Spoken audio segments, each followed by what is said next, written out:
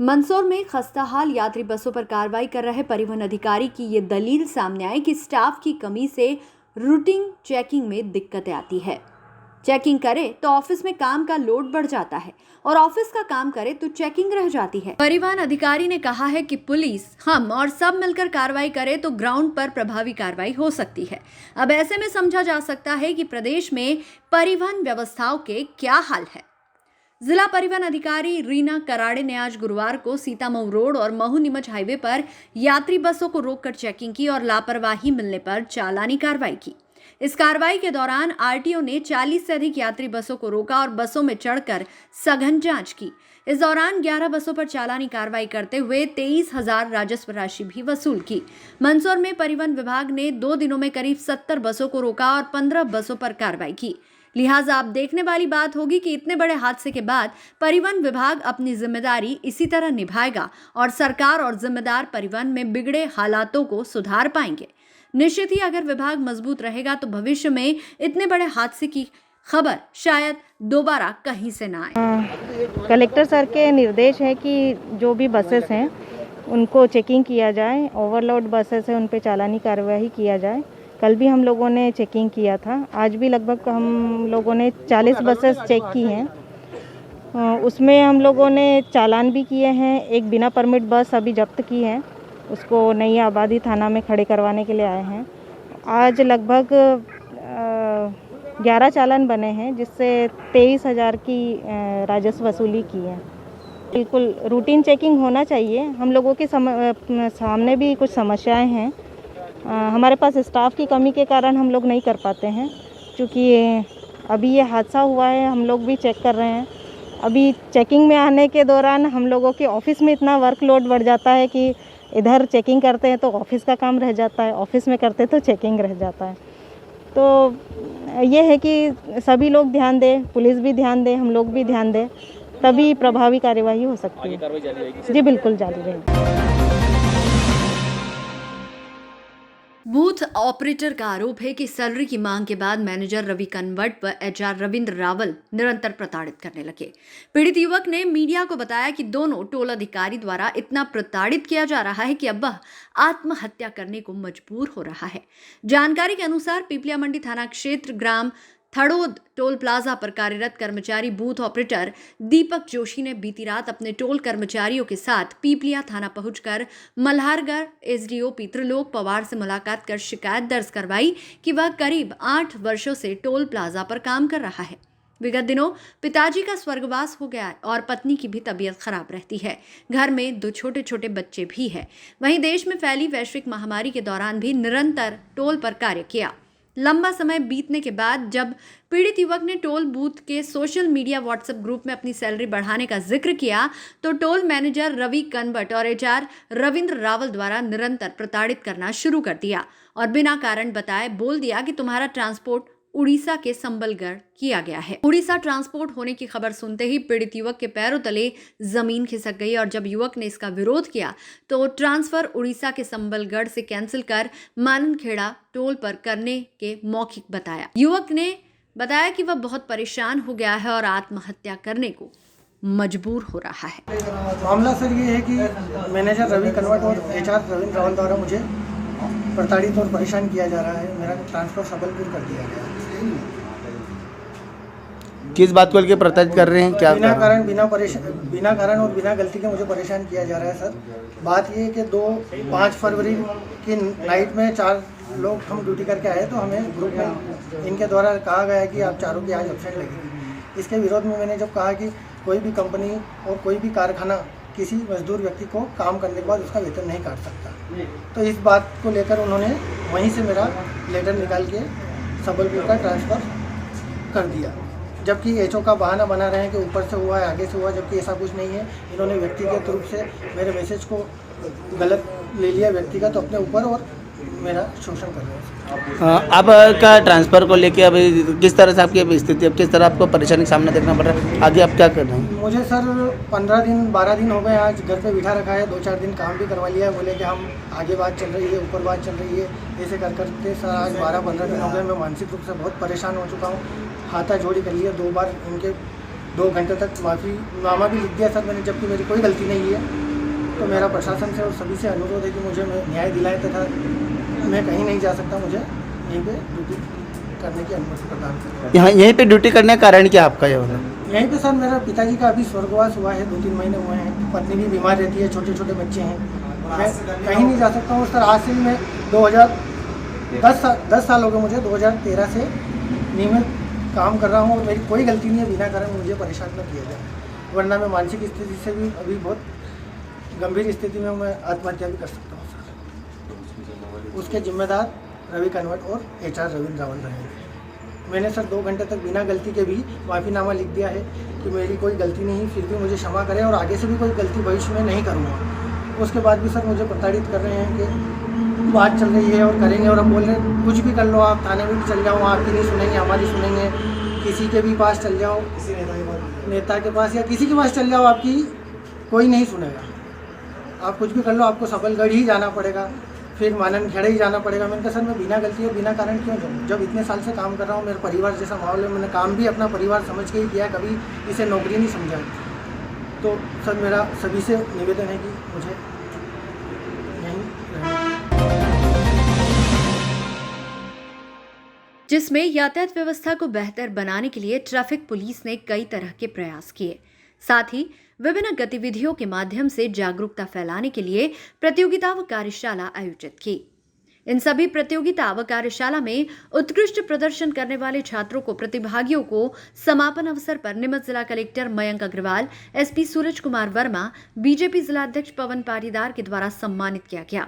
इस संबंध में कार्यक्रम नीमच शहर के दशहरा मैदान स्थित टाउन हॉल पर आयोजित किया गया, जिसमें जिले के पुलिस और प्रशासन के आला अधिकारी भी मौजूद रहे। सिर्फ पुलिस या प्रशासन अकेले इसके जो टारगेट्स हैं इसको हम लोग मीट नहीं कर सकते जब तक आम जनता इसमें न जुड़े, भले वो पब्लिक हो जो अपनी है उसको हम लोग कारगर रूप से सॉल्व नहीं कर सकते इस प्रॉब्लम को। और इसी कारण से ये इसको एक फेस्टिवल की तरह मनाया जाता है। रोड पे चलना सबसे आसान काम होता है, फिर भी हम लोग सड़क सुरक्षा सप्ताह मनाते हैं, जागरूकता देने की कोशिश करते हैं। उसका पीछे कारण है, और ये कारण है मानसिकता का, क्योंकि जब हम जानते हैं कोई चीज खतरनाक होती है तो हम पहले से तैयार हो जाते हैं।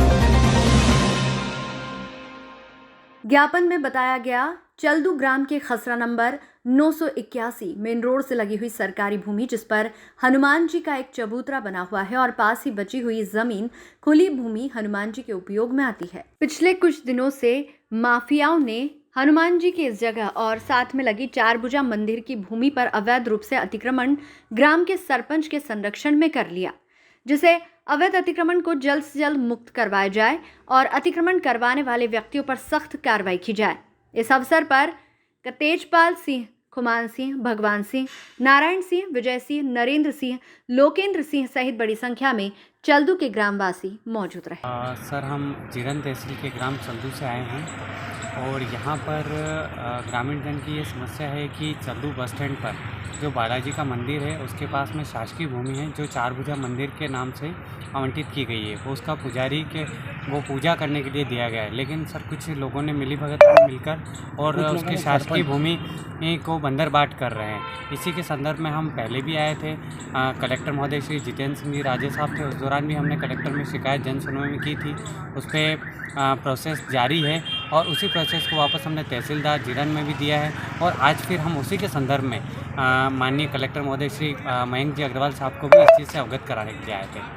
आपने शिकायत दर्ज कराई है, उसमें क्या आश्वासन आपको कलेक्टर द्वारा दिया गया है? कलेक्टर महोदय से अभी हमारी जो बात हुई है, हम सरकारी कर्मचारियों के सबके तालमेल में भी बने हुए हैं और कलेक्टर साहब का कहना है कि इस मामले में बहुत जल्द इस पर सुनवाई होगी और जल्दी इस पर कार्रवाई की जाएगी। अगर इस बार भी नहीं हुई तो हमें CM हेल्पलाइन पर और CM साहब से बात करनी पड़ी, तो हम सब जो गाँव के सभी जागरूक नागरिक हैं वो सब मिलकर और कलेक्टर शिवराज सिंह जी को भी अवगत कराएंगे। भाई साहब कितनी भूमि लगभग वहाँ पर होगी जिसका बंदरबाट हुआ है, आवंटन हुआ है? कौन लोग कर रहे हैं ये सरपंच आप ही सरपंच और मंत्री और ये सब शासकीय भूमि पर लगभग कितनी ज़मीन?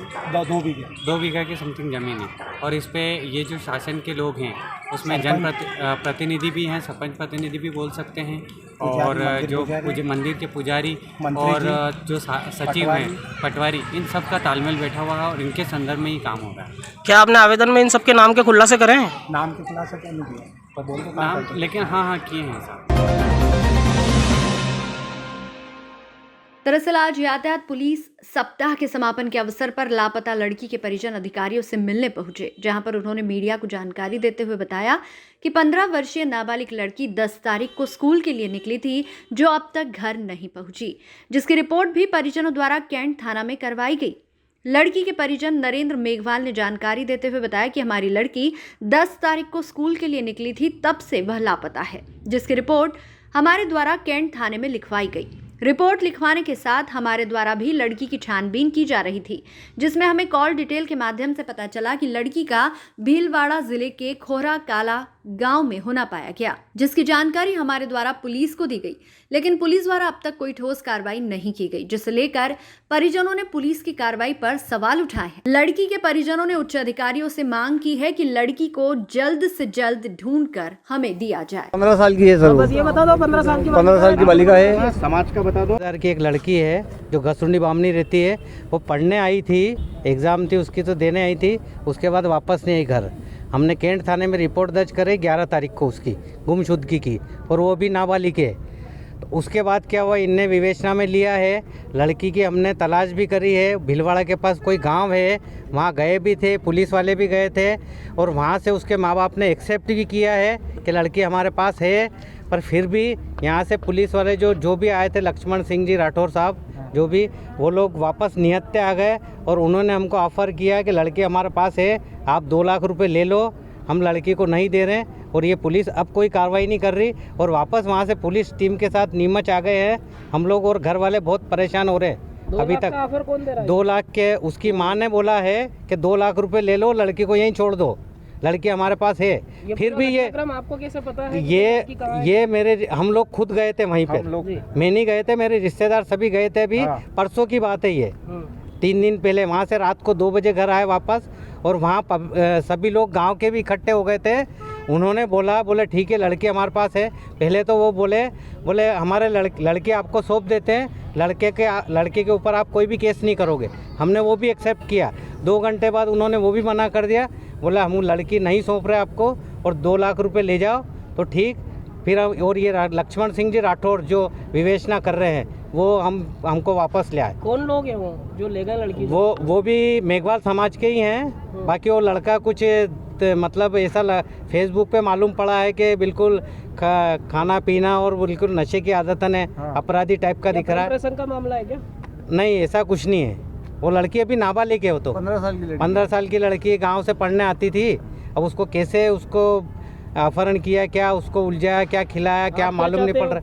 हम यही चाहते प्रशासन के जल्दी से जल्दी हमारी लड़की हमारे घर आए। अच्छा, लड़के के पिता का हमने तलाश किया, वो भी हमने फेसबुक पे देखा, और उसके एक किसी दोस्त को फ़ोन लगाया, मैंने फ़ोन लगाया तो उसके लड़के के पिता का नाम मालूम पड़ा, जगदीश मेघवाल। उसकी माता का नाम मनभरी मेघवाल। कहाँ रहते हैं ये लोग? कोहरा खुर्द, जहाजपुर तहसील में। वहाँ गांव तक जाके आ गए, उसकी माँ से मिल के आ गए। पुलिस प्रशासन भी साथ था हमारे। वहाँ का सरपंच ने भी सर वो लड़की देखी, यहाँ लड़की है यहाँ। नीमच कृषि उपज मंडी के व्यापारी संघ प्रतिनिधि नवल मित्तल ने जानकारी देते हुए बताया कि नीमच कृषि उपज मंडी में रोजाना करीब 10,000 बोरी लहसुन पहुंच रहा है। गुरुवार दोपहर तक नीमच कृषि उपज मंडी में करीब 15,000 बोरी लहसुन पहुंच चुका है। उनका कहना है कि आने वाले दिनों में और ज्यादा लहसुन मंडी में आएगा। साथ ही उन्होंने ये भी कहा कि किसानों को अच्छे दाम मिल रहे हैं। अभी की जो रिपोर्ट हमारे व्यापारी संघ की, 215 तो ट्रालियाँ हैं लहसुन की, और कम से कम 5,000 बोरी लहसुन मैदान में नीचे उतर चुका है। तो मतलब 10 से 15,000 बोरी लहसुन हो गया है, और मेन सीजन आएगा भी। 15,000 बोरी तो आता ही है, हमेशा ही आता है। भाव भी बहुत बढ़िया है, 50 से 60-70 रुपये लहसुन बिक रहा है। गीला बिकता है, 1.5 पैसा आता है किसान को, 75 से 100 रुपये पड़ता है किसानों को पास। बढ़िया भाव है, बढ़िया माल की पैदावार और बढ़िया मंडी है। लहसुन 10-15 हज़ार बोरी गैस कैप्टेशन का, 20-20 हज़ार बोरी गैस कैप्टेशन है आज। मंसूर अपने नीमच के पूरे इलाके में लहसुन बहुत आती है, जबकि मंसूर मंडी में भी हमारे यहाँ से भी ज़्यादा आने लग गई है। हमारे यहाँ थोड़ी सी हम मालूम कि उससे लफड़े से लोग डरते हैं, नहीं तो नीमच मंडी में सबसे ज़्यादा आती थी। अब आजकल मंसूर भी आने लग गई है, पीपलियाँ ज़्यादा आने लग गई। सभी मंडियाँ चमन है, माल खूब पैदा हुआ है, सब मंडियाँ चमन रहेगी और सभी तरह का माल आएगा, खूब माल पैदा हुआ है। पैदल खाटूधाम यात्रा 5 मार्च को खाटूधाम पहुंचकर प्रातः 10 बजे खाटू नरेश श्याम प्रभु को श्याम भक्त निशान अर्पण करेंगे। 400 किलोमीटर की इस पैदल यात्रा में नीमच से विशेष शर्मा, गुंजन सैनी, पवन गोयल, सचिन अग्रवाल, लाभचंद प्रजापति, रोहित प्रजापति, मनीष माली व मनीष हिरानी शामिल हुए। 16 दिन की ये पैदल यात्रा नीमच से रवाना होकर निम्बाहेड़ा, चित्तौड़गढ़, भीलवाड़ा, किशनगढ़, जोमेर, रेनवाल, पाचर होते हुए खाटूधाम पहुंचेगी। पैदल निशान यात्रा में शामिल श्याम भक्त प्रतिदिन 25 से 30 किलोमीटर का सफर तय करेंगे।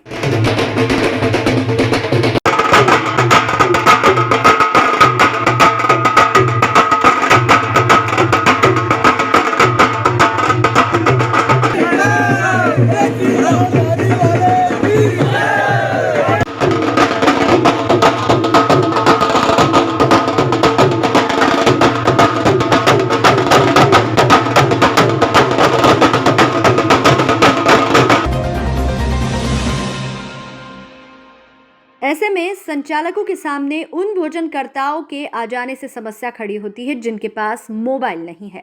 ऐसे में खाद्य सामग्री का वितरण आवंटन किस प्रकार से होगा, इसे लेकर संशय के हालात है। संचालन समिति से जुड़े प्रवीर अरुण डेकर का कहना है कि संचालन के दौरान ये तकनीकी समस्या आ रही है। साथ ही रोजाना करीब 150 से 200 लोग दीनदयाल रसोई के अंतर्गत 10 रुपए में भोजन प्राप्त कर रहे हैं।